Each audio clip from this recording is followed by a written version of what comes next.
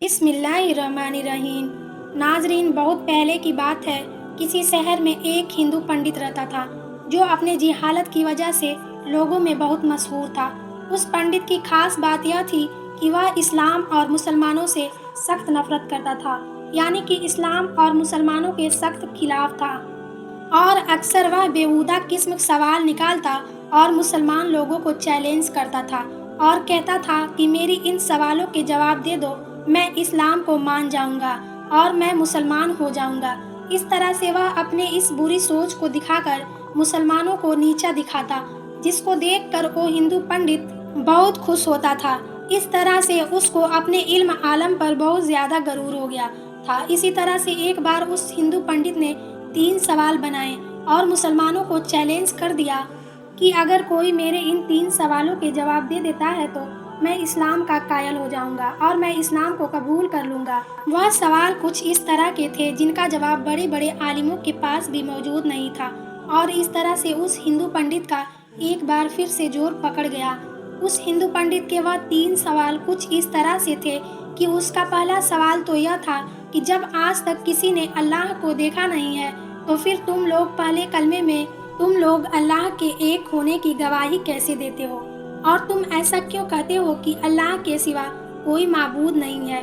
उसका दूसरा सवाल यह था कि जब हर चीज़ पर अल्लाह कादिर है और दुनिया में जो कुछ भी होता है वह अल्लाह की मर्जी से होता है, तो फिर दुनिया में किसी बुरी बात के लिए इंसान कसूरवार क्यों कहलाएगा।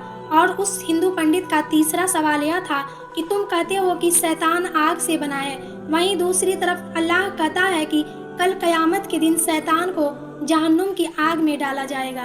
तो जब शैतान खुद आग से बना है तो उस आग में शैतान का क्या बिगड़ेगा, भला आग पर आग का क्या असर होगा।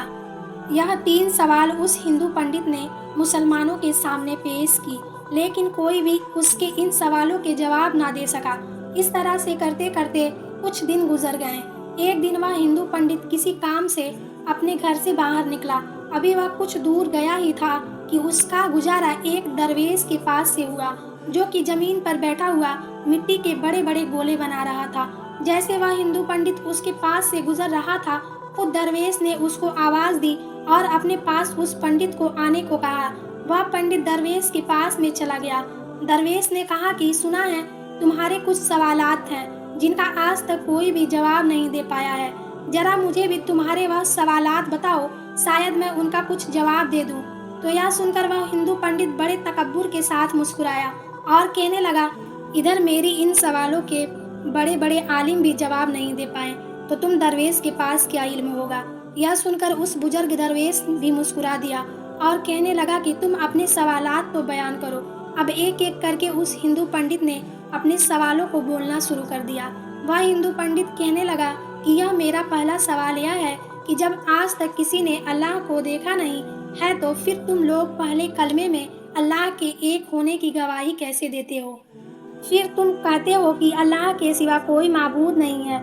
और मेरा दूसरा सवाल यह है कि जब हर चीज़ पर अल्लाह कादिर है और इस दुनिया में जो भी कुछ होता है वह अल्लाह की मर्जी से होता है, तो फिर किसी बुरी बात के लिए इंसान कसूरवार क्यों कहलाएगा।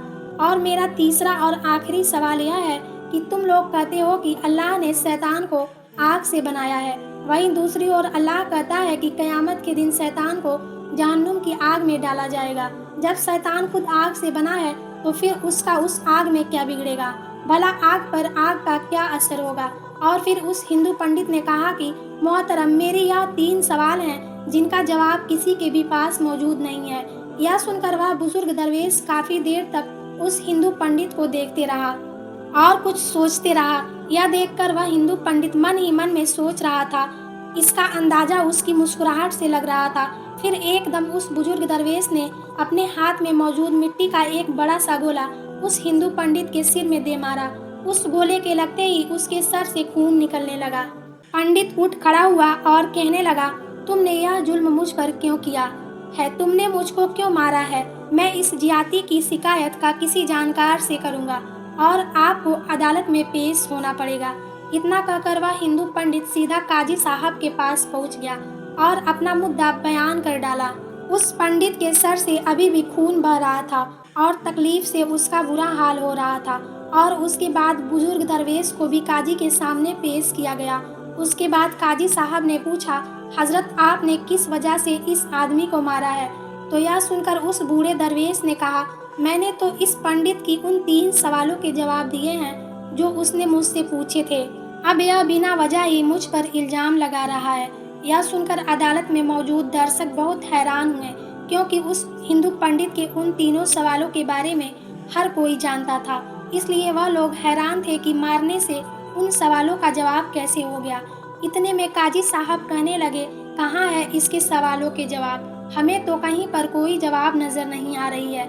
इतने में उस बुजुर्ग ने कहा कि इसने मुझसे पहला सवाल किया था कि जब अल्लाह दिखाई नहीं देता तो फिर तुम कैसे उसकी मौजूदगी की गवाही देते हो?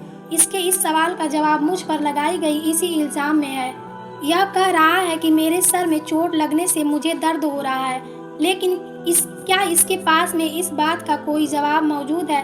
तो यह सुनकर वह पंडित कहने लगा, इस बात का दावा कैसे हो सकता है? मैं कह रहा हूँ ना कि मुझे दर्द हो रहा है। बुजुर्ग दरवेश ने कहा, मगर हम यह कैसे मान लें कि तुम्हें दर्द हो रहा है? यह सुनकर वह हिंदू पंडित कहने लगा कि मुझे यह दर्द महसूस हो रहा है, इसलिए मैं कह रहा हूँ कि मुझे दर्द हो रहा है।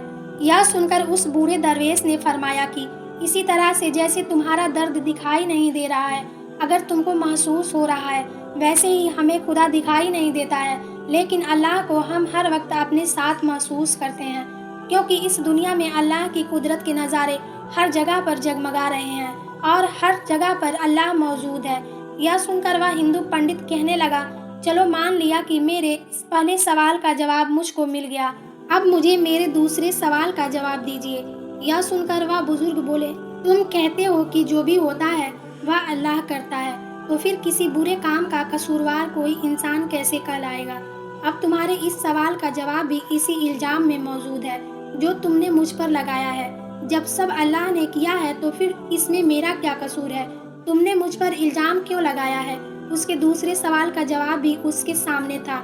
यह सुनकर वह हिंदू पंडित कहने लगा, अच्छा मान लिया कि मुझे मेरे दूसरे सवाल का भी जवाब मिल गया, लेकिन क्या आपके पास में मेरी तीसरे सवाल का जवाब तो दो। कि वह बुजुर्ग दरवेश कहने लगा, यह तुम्हारा तीसरा सवाल यह है कि शैतान आग से बना है और अल्लाह कहता है कि कयामत के दिन उस शैतान को आग में डाला जाएगा। उस आग में शैतान का आग पर क्या असर होगा? अब तुम मुझे ये बताओ कि तुम किस चीज के बने हो?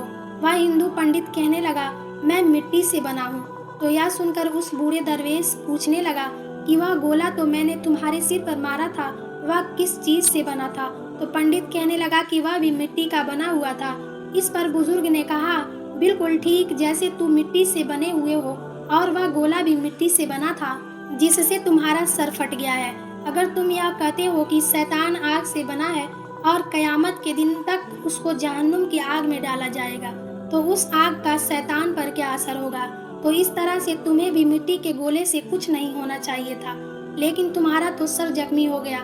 बिल्कुल ऐसे ही कयामत के दिन दोजख की आग शैतान को जला कर रख देगी, शैतान को तड़पा कर रख देगी। वह हिंदू पंडित यह सुनकर बहुत हैरान हुआ, और यही नहीं बल्कि उस अदालत में मौजूद सभी लोग उसकी यह बात सुनकर बहुत हैरान हो गए कि किस तरह से एक बुजुर्ग व्यक्ति ने उस हिंदू पंडित के सवालों के जवाब बहुत आसानी से दे दिया। इसके बाद वह हिंदू पंडित कहने लगा, मैं इन कामों से अभी अल्लाह से तौबा करता हूँ और अल्लाह पर ईमान रखता हूँ। उसके बाद में वह हिंदू पंडित वहीं अदालत में कलमा पढ़कर मुसलमान हो गया। बेशक अल्लाह की जात बहुत बड़ी है। अल्लाह जिसको चाहे जहाँ पर चाहे हिदायत दे दे। अल्लाह जब चाहे किसी को बख्श दे। अल्लाह हर चीज़ पर कादिर है।